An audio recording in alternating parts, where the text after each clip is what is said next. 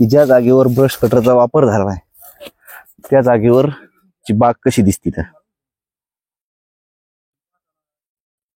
बघा, एकदम क्लिअर पूर्णच्या पूर्ण जमीन, गवत कुठेही राहिलेलं नाही असं दिसतंय. शेतकरी मित्रांनो, ही आपली मोसंबीची फळबाग आहे. ह्या बागेमध्ये ज्या वेळेस आपल्या झाडाला फळं लागलेले असतात त्यावेळेस जर आपण आतमध्ये जे वाढलेलं जे तण आहे, गवत आहे, हे गवत काढण्यासाठी आपण ह्याच्यामध्ये ग्लायफोसेट ह्या तणनाशकाचा वापर करीत असतो. पण बरेच शेतकरी हा वापर करणं टाळतात. त्याचं कारण म्हणजे आपल्या ज्या झाडाला जे फळं लागलेले आहेत तर हे फळं ह्याची गळ होऊ शकते. त्यामुळं ह्याची वापर जे आहे ते नाही केला पाहिजे.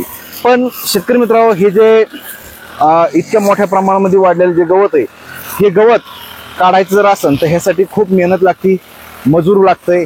मग हे लागू नये म्हणून आपल्याकडे एक ब्रश कटर आहे.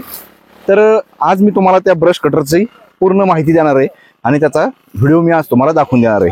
तर त्या अगोदर आपण बघितलंच आहे की आपल्या रानामध्ये गवत किती मोठ्या प्रमाणात आहे. आणि आता मी तुम्हाला दाखवून देतो की ज्या जागेवर आपण ब्रश कटर वापरलोय तर ते शेत पहा. ह्या बागेमध्ये आपण ब्रश कटर वापरलोय आणि त्याच्यानंतर बघा इथलचं गवत, ह्या गवताचे रिझल्ट बघा. हो का, पूर्ण ही जी आपली बाग आहे ती पूर्ण आपली एकदम स्वच्छ झालेली आहे.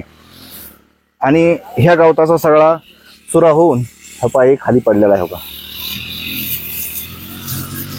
तर पूर्ण ह्या गवताच्या असे बारीक बारीक बारीक बारीक तुकडे तयार झालेले आहेत. तर शेतकरी मित्रांनो, आता मी तुम्हाला ते ब्रश कटर कोणचं आहे हे दाखवून देतो. ही आपली फळबाग आता स्वच्छ झालेली आहे आणि ह्या जागेवर हे ब्रश कटरने गवत कापण्याचं काम चालू आहे.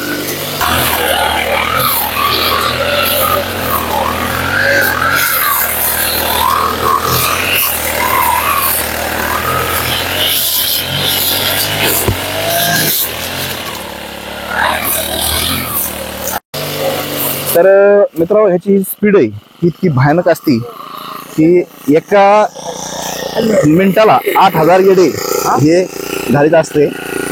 हे ब्रश कटर झाडून काढल्यासारखं होते, एकदम पूर्ण जमीन अशी झाडून काढल्यासारखी होती. तर चल तर बघा, हे पुढे गवत आहे कसं क्लिअर होतं.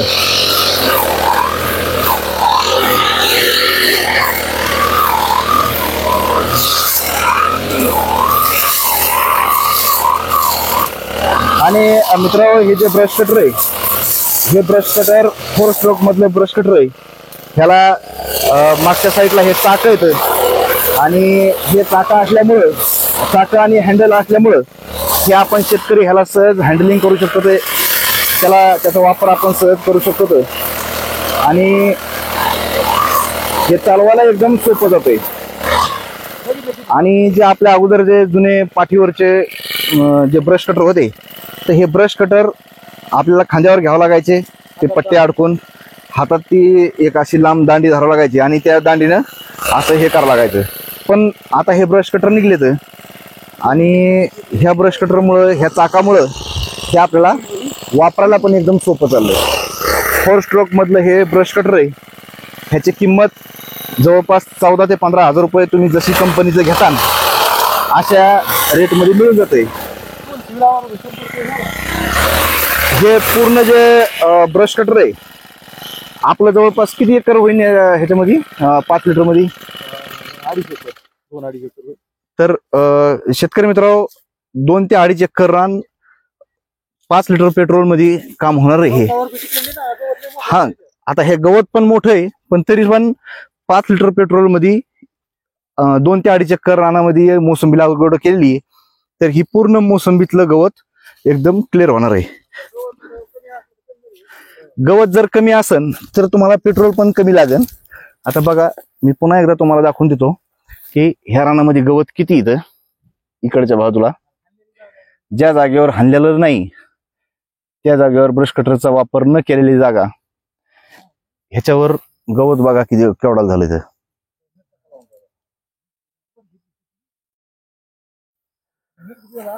आणि पुन्हा एकदा दाखवून देतो की ज्या जागेवर ब्रश कटरचा वापर झाला आहे त्या जागेवर ची बाग कशी दिसते. तर